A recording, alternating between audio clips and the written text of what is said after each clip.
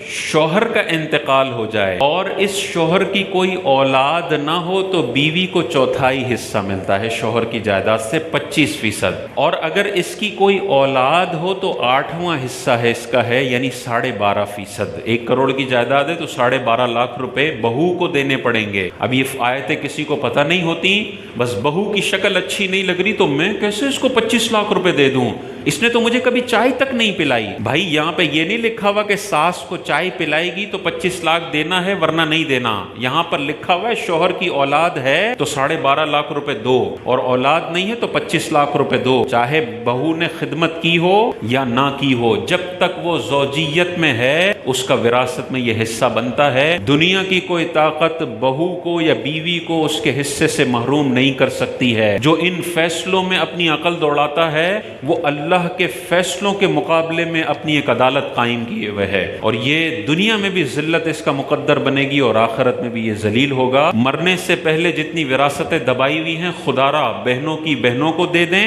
بہوؤں کی بہوؤں کو دے دیں۔ ابا جی نے اگر اپنے بیٹے کی بیوی کی وراثتیں دبائی ہوئی ہیں خدا را دے دیں، وہ جتنی بھی بدتمیز تھی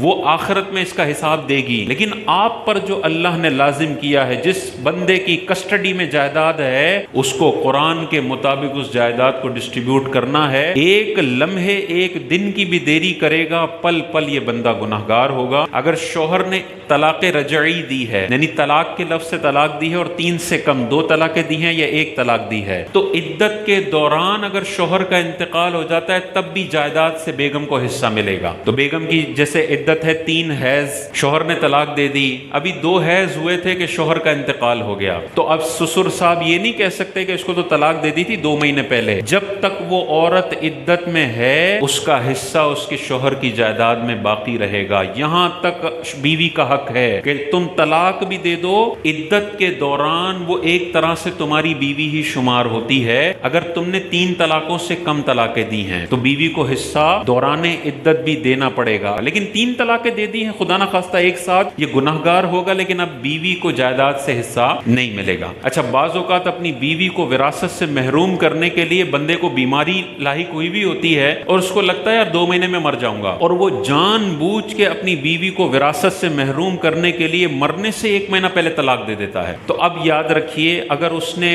مرض الموت میں، جس مرض میں اس کی موت واقع ہوئی ہے، اس میں اگر یہ اپنی بیوی کو طلاق دیتا ہے تو چاہے 3 طلاقیں دے دے، چاہے طلاق بائن دے دے، جب تک عدت کا دورانیہ چلتا رہے گا اس کو وراثت میں سے حصہ ملے گا۔ عدت ختم ہو جاتی ہے، اب اس بیوی کا کوئی حصہ نہیں ہے، اب یہ بیوی نہیں ہے، اب یہ اجنبی ہے۔